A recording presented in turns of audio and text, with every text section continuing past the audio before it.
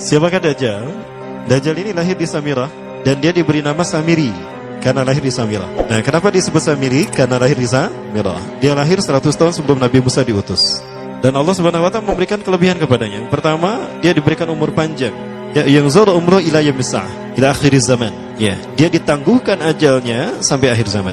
Yang kedua, dia memiliki kecerdasan di atas akal jenius rata-rata umat manusia. Jadi sejenius apapun umat manusia yang normal, dia 60 tahun di atasnya. Sehingga penemuan-penemuannya, kecanggihan berpikirnya, kedewasaannya jauh di atas manusia. Rata-rata manusia normal. Yang ketiga, dia memiliki kemampuan sihir yang luar biasa. Apapun sihir yang selama ini kita saksikan, tidak ada yang mampu mengalahkan sihir dia. Sehingga saking luar biasa sihir yang dia miliki, seolah-olah orang mengenalnya selevel dengan Tuhan. Karena apapun yang semestinya menjadi perbuatan Tuhan, Dajjal bisa melakukannya. Nah, ini saking hebatnya sihir Dajjal. Nah, nasab kelahirannya adalah nasab yang aneh para Allah. Dia lahir dari termasuk Bani Israel. Bani Israel ini keturunan Nabi Yakub. Yakub itu gelarnya Israel. Keturunannya disebut Bani Israel. Dari Yehuda. Yehuda ini adalah anak laki-laki dari istri pertama Nabi Yakub alaihissalam. Nabi Yakub istrinya 4. Yang pertama bernama Ya'la. Dari Ya'la ini melahirkan 6 orang. Salah satunya bernama Yehuda dan Lewi. Lewi melahirkan Nabi Musa alaihissalam. Yehuda melahirkan bangsa yang kita kenal Yahudi. Salah satunya Yehuda ini melahirkan generasi yang pada akhirnya melahirkan Samiri. Ya, kalau Rahil istri yang kedua, dan ini istri yang paling dicintai oleh Nabi Yakub, melahirkan 2 anak, Bunyamin dan Nabi Yusuf. Nabi Yusuf dan Bunyamin. Yang lainnya juga sama melahirkan 2 anak. Kahit dari Ya'la melahirkan 2 anak, Dam dan Naftali. Ya. Anak tertua dari Nabi Yakub dari istri pertama bernama Raubin. Nah, dari Yehuda inilah lahir Samiri. Nah, ayah dan ibunya, kakek dan nenek Samiri ini adalah para penyembah berhala. Karena Samirah saat itu terkenal penyembah berhala. Ayahnya ini lahir dari proses perzinahan adik dan kakak, incest. Adik dan kakak berzina, lahir ayahnya. Adik dan kakak berzina, lahir ibunya. Jadi ayah dan ibunya ini lahir dari proses yang haram. Dan ketika ibunya menstruasi, disetubuhi sama ayahnya. Jadi itu, peluangnya dari 2000 persetubuhan dalam keadaan menstruasi, 1 bisa jadi. Karena menurut penelitian medis juga, bahwa darah kotor tidak menghalangi terjadinya fertilisasi. Tidak menghalangi terjadinya reproduksi manusia. Jadi tetap pembuahan ovum oleh sperma bisa terjadi walaupun ada dalam medium darah kotor, menstruasi. Nah, ketika itulah hamil dan lahirlah Samiri. Rasulullah SAW menyebutkan dalam Musnad Imam Ahmad, ayah dan ibu Dajjal ini melewati perkawinannya selama 30 tahun tanpa melahirkan seorang anak pun. Dan di tahun ke-30 pernikahannya melahirkan Dajjal, melahirkan Samiri. Kelahirannya ini akan menjadi petaka bagi kedua orang tuanya. Dia adalah orang yang paling sedikit manfaatnya dan paling banyak keburukannya bagi manusia, terutama bagi kedua orang tuanya. Bahkan ketika dia lahir, alam semesta menolak kelahirannya. Dordar gelap, hujan badai, petir, itu terjadi di malam di mana Samiri dilahirkan. Seolah-olah alam menolak kehadirannya. Nah, sejak lahir sampai usia 5 tahun dia tidak netek sama ibunya. Kebayang, 5 tahun air susu ASI tidak ditetekkan. Itu yang menyebabkan terjadinya kanker payudara. Maka ibunya pun meninggal gara-gara kanker payudara ini. Nah, ibunya meninggal gara-gara itu. Terbukti apa yang disampaikan Rasulullah. Kelahirannya menjadi petaka bagi kedua orang tuanya. Begitu pula ayahnya, maka ayahnya menjadi single parent. Nah, kemudian di tahun yang kelima, sejak lahir sampai 5 tahun, kenapa dia menetek pada ibunya? Karena kerjanya tidur melulu. Disebut mati, dia bernafas dan cuma berdetak. Disebut hidup, dia tidak bergerak. Antara hidup dan mati, la yamutu wa la yahya. Nah, maka di usia ke-5 tahun, nah ini terjadi peristiwa yang menarik. Apa itu? Samiri bangun dari tidurnya di tengah malam dan tidak ada orang yang menyadari Samiri bangun. Dia merangkak dan pindah ke berhala yang terbesar. Nah, dia pindah ke pangkuan berhala terbesar, tidur di sana. Dan ternyata ketika berada di berhala terbesar tadi, ya, buang air kecil dan buang air besar. Besoknya itu adalah hari pemujaan kepada dewa-dewa mereka, bangsa Samirah. Apa yang terjadi? Ketika terjadi ritual pemujaan tadi, maka sang raja yang dipertuhankan oleh kaumnya mencium sesuatu yang tidak enak. Bapaknya Samiri ini adalah tokoh agama paganisnya. Pas dilihat, kaget sang raja. Ternyata itu pesing berasal dari pantatnya si Samiri yang ada di pangkuan berhala terbesar. Marah murka tuh sang raja.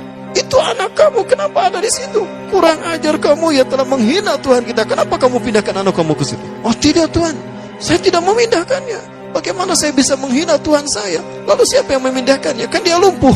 Nah, sekali lagi, kehadirannya menjadi petaka bagi kedua orang tuanya. Akhirnya raja marah dan ayahnya dipenjara.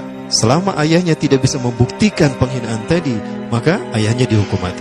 Pada akhirnya ayahnya pun dihukum mati.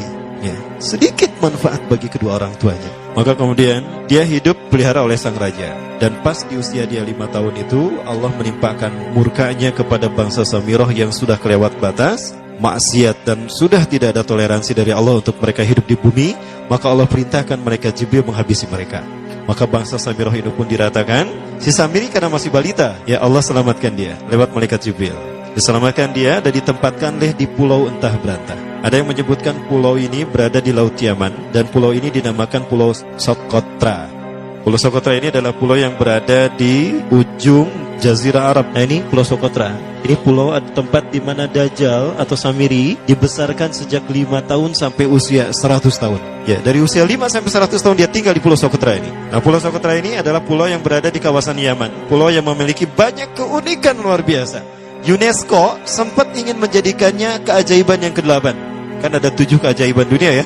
Yang ke-8-nya tadinya ini. Namun karena dia terkait dengan Samiri Dajjal, maka banyak negara yang menentangnya, terutama negara-negara yang menjadi pengikut Dajjal. Maka pada akhirnya pulau ini dirahasiakan. Nah, sebetulnya pulau ini unik kalau kita ingin berekreasi ke sana. Namun karena posisi yang terpencil, jarang orang mengikutinya. Para wisatawan jarang mengunjunginya. Padahal sesuatu unik, termasuk binatang dan penghuninya tuh unik-unik. Pohonnya unik. Dunia menyebutnya pulau ini dengan pulau julukan dari pulau alien hingga pulau neraka. Ada juga yang menyebutkan The Jekyll Island. Pulau Jekyll Island itu bahasa barat, kalau bahasa kitanya Pulau Dajjal. Ya, sama dengan Pulau Sedir ya. Itu juga The Jekyll Island. Nah, Pulau Socotra kaya dengan flora dan fauna yang unik hingga saat ini belum ditemukan di tempat lain. Jadi tidak ada flora dan fauna yang ada di pulau ini yang ada di pulau lain di seluruh dunia. Hanya ada di pulau ini.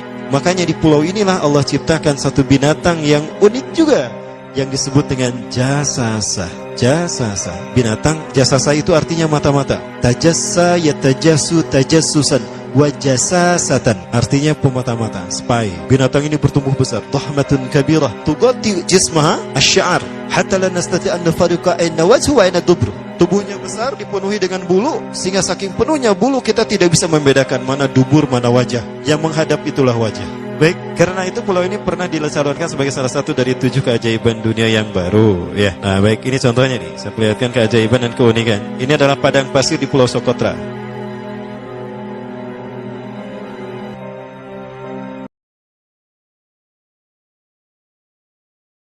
Ketika di pulau itu, sebelum bertemu dengan Nabi Musa, Samiri di pulau itu yang hanya tinggal dengan seekor binatang jasasa. Binatang jasasa ini memberikan beberapa hal kepada si Samiri ya. Allah Azza wa Jalla menciptakan binatang berbicara yang bernama jasasa. Dia di mana lahirnya, ajalnya, matinya sama dengan ajal Dajjal. Begitu pula muncul dan menghilangnya. Binatang inilah mengajarkan akidah tauhid kepada Samiri muda. Pelajaran ini kononnya ditulis oleh Jibril alaihissalam dalam bentuk panel-panel atau prasasti. Isi prasasti panel 1 yang ditulisnya malaikat Jibril, panel 1 itu berisi kalimat la ilaha illallah, tidak ada Tuhan selain Allah. Ini dijelaskan oleh binatang jasasa. Yang kedua, panel kedua berkata Allahu wahid la syarikalah. Allah Maha Esa, tidak ada sekutu bagi Allah. Itu dijelaskan juga oleh binatang jasasa ini. Nah, binatang jasasa ini sekali lagi dia bertubuh besar. Kategorinya adalah kelasnya itu mamalia, genusnya mamalia. Cuma saya tidak tahu nama spesiesnya apa. Pada tahun 2017, akhir dari bulan Agustus di Filipina ditemukan binatang seperti ini. Ciri-ciri binatang ini nyaris sempurna seperti ciri-ciri binatang jasasa yang disebutkan Rasulullah terkait dengan binatang yang memata-matai Dajjal. Tubuhnya penuh dengan bulu. Ini disebutkan dalam surat An-Naml ayat ke-82. Ya, binatang ini seperti ini dan dia tidak pernah jauh dari laut karena dia selalu ingin membasahi tubuhnya dan dia pun makan dari makanan ikan laut. Maka dia tidak pernah jauh dari pantai. Seperti ini. Nah, binatang inilah yang mengajarkan prasasti mengajarkan akidah tauhid kepada Samiri muda. Yang ketiga, engkau diurus oleh Jibril, karena itu janganlah engkau mengkhianati janjimu dengan Allah. Hanya engkau saja di pulau ini. Panel yang kelima, makanlah dan nikmatilah makanan dan minuman yang menjadi rezeki dari Allah sesuai kehendakmu. Tidurlah sesukamu, tapi sembahlah Allah dalam berbagai keadaanmu dengan tasbih keesaan Allah kepadanya, yaitu dengan melaksanakan solat yang diwajibkan kepadamu. Allah lah sang raja, Allah yang Maha Esa. Dia tidak berayah dan tidak pula mempunyai anak. Allah Tuhan Tuhan yang maha besar dan maha agung. Dialah yang maha raja. Ada 7 panel. Panel yang ke-7 bercerita tentang Nabi Muhammad. Panel yang 6 itu bercerita tentang nabi-nabi, dan khusus panel yang ke-7 cerita tentang Nabi Muhammad. Jadi Dajjal sudah tahu, Samiri sudah tahu bahwa akan diutus Nabi Muhammad di akhir zaman, dan itu nabi yang terbaik, makanya dia iri. Nah, selesai panel ini disampaikan, maka binatang sejasasa berkata, wahai Samiri, saksikanlah aku telah menunaikan, innani qad fa'altu ma umirtu min rabbi. Demi Allah, saksikan, aku sudah menunaikan apa yang diperintahkan padaku, kata bintang jasasa. Maka sekarang adalah perintah terakhir, yaitu pertanyaan dariku untukmu. Hal tu'minu billah, apakah kau beriman pada Allah? Wa bima unzila ilaih, dan dari apa yang diturunkan kepada nabi-nabinya, kepada Jibril maksudnya. Famadal jawab ya Samiri, apa jawabanmu hai Samiri? Samiri tidak menjawabnya. Lama ditunggu-tunggu, Samiri tidak menjawabnya, sehingga binatang ini pun pergi dengan menjerit dengan jeritan yang membuat Samiri ini pekak telinganya. 2 kali lagi datang lagi kembali kepada Samiri dan berkata binatang jasasa, ya Samiri, famadal jawab? Hal tu'minu billah, in tu'minu billah fatakunu mu'minan a'jaba imanika ila yaumil qiyamah. Jika kau beriman kepada Allah, maka sungguh kau akan menjadi mukmin yang menakjubkan imannya. Inna ajalaka ukhirat ila akhir zaman. Sesungguhnya ajalmu ditangguhkan sampai akhir zaman. Jika kau beriman pada Allah, engkau akan menjadi mukmin yang menakjubkan. Fa in lam tu'min billah, tapi jika engkau tidak beriman kepada Allah, wa bima unzila ilaih, dan apapun yang diturunkan pada Jibril, innaka minal mal'unina ila yaumil qiyamah, dan kau terkutuk sampai hari kiamat nanti. Tidak juga dijawab. Pergi lagi binatang jasasa tadi sambil memekikkan suara yang pekikan yang keras. Yang ketiga kali yang terakhir dia bertanya kembali. Dan apa jawaban Samiri? Hei jasasa binatang buruk rupa, lihat di pulau ini tidak ada siapapun kecuali engkau dan aku. Dan yakinilah kalau panel ini bukan tentang Allah yang di langit sana, tapi yang disebut Allah itu saya. Hei jasasa, akulah Allah itu. Oh, dia menjerit dengan jeritan yang makin keras, sampai si Samiri pun menutup kedua telinganya. Sejak saat itulah binatang itu pergi dan berkata, innaka dajjal, innaka dajjal, innaka dajjal. Engkau adalah pendusta, engkau adalah pendusta, pendusta sampai hilang suaranya. Di saat itulah Samiri mendapatkan gelar Dajjal. Jadi siapa nama asli Dajjal? Samiri. Dajjal artinya Al-Kazab, pendusta, bukan singkatan katanya. Baik, nah sejak saat itulah Samiri keluar dari pulau itu, dan dia sudah menyandang gelar Dajjal, pendusta, karena dia mengaku Tuhan. Baik, Iwabillah rahmatullah. Jangan salah, Dajjal kecerdasannya mampu melakukan cloning dan mampu melakukan berbagai macam riset dan eksperimen. Hatta eksperimen yang mengilhami film Hook itu Dajjal bisa melakukan. Bahkan ketika orang membayangkan kendaraan tercanggih itu pesawat terbang, Dajjal sudah mampu membuat piring terbang dengan kecerdasannya. Rasulullah menyebutkan kendaraan Dajjal itu dia bisa terbang, kata Rasulullah. Dan kecepatan terbangnya 5 km per sekon. 1 detik 5 km. Hanya dengan berkedip-kedip dia berkeliling dunia. Kecepatan ini diambil dari hadis Rasulullah. Berapa kecepatannya Rasulullah ketika dia terbang di muka bumi? Kendaraan yang dia gunakan itu kecepatan terbangnya seperti awan yang ditiup angin, kata Rasulullah. Dan awan rata-rata ditiup angin itu 5 km per sekon. Dan jarak dari satu telinga ke telinganya, artinya setengah diameter atau diameter kepalanya, keledai yang dia gunakan, Rasul menyebutnya keledai, itu arba'una zira, 40 hasta, 27 meter. Diameternya itu 27 meter. Keledai macam apa yang jarak dari satu telinga ke telinganya 27 meter? Kalau bukan piring terbang. Ini bisa 24 meter kan? 27 meter, bisa tidak? Bisa, dan kecepatannya pun sama. Saya sudah mengumpulkan data di satu flash disk tentang UFO. Itu adalah jejak UFO yang menjadi isyarat instruksi bagi para pelaku konspirasi dunia. Bagi para konspirator dunia. Siapa? Para kalangan Illuminati. Nah, di dalam Al-Quran, Dajjal tidak disebut secara eksplisit. La yuzkaru Dajjal qat'ayan fil Quran. Dajjal tidak disebut secara qat'i di dalam Al-Quran. Kenapa? Yang namanya fitnah tidak disebut secara qat'i. Adapun dibahas secara detail itu di dalam hadis. Maka posisinya sama kuatnya dengan Quran. Karena fungsi hadis terhadap Quran itu ada 3. Ada 3 fungsi hadis terhadap Quran. Yang pertama, bayan ta'kid. Bayan ta'kid. Apa itu bayan ta'kid? Fungsi hadis menguatkan hukum atau penjelasan nas yang ada dalam Quran.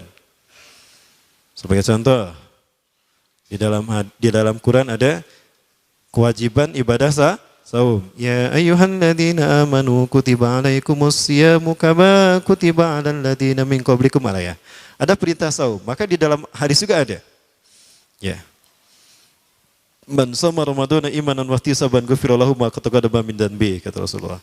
Ya, saum juga disebutkan dalam hadis. Nah, maka hadis yang menjelaskan tentang saum ini fungsinya bayan ta'kid kepada Quran. Yang kedua, fungsi hadis terhadap Quran ada bayan tafsil wa tafsir.